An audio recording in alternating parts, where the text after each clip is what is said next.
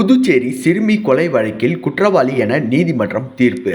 புதுச்சேரியில் 2024ஆம் ஆண்டு 9 வயது சிறுமி பாலியல் வன்கொடுமை செய்யப்பட்டு கொல்லப்பட்ட வழக்கில் கைது செய்யப்பட்ட கருணாஸ் குற்றவாளி என போக்சோ நீதிமன்றம் தீர்ப்பளித்துள்ளது.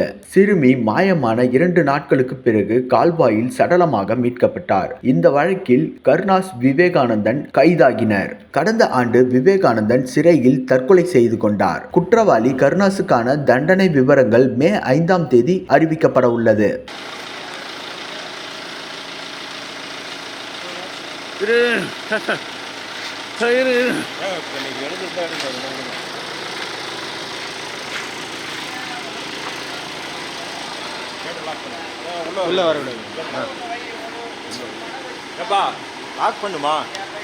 கொலைக்கான தண்டனை அந்த பிரிவின் கீழையும், தடயங்களையும் ஆதாரங்களையும் மறைத்து வைத்தல் 201 ஐபிசி அந்த பிரிவின் கீழையும் மற்றும் போக்சோ ஆக்ட் செக்ஷன் 6 கீழையும் அவர் குற்றவாளி என்று தீர்ப்பளிச்சிருக்கிறார்.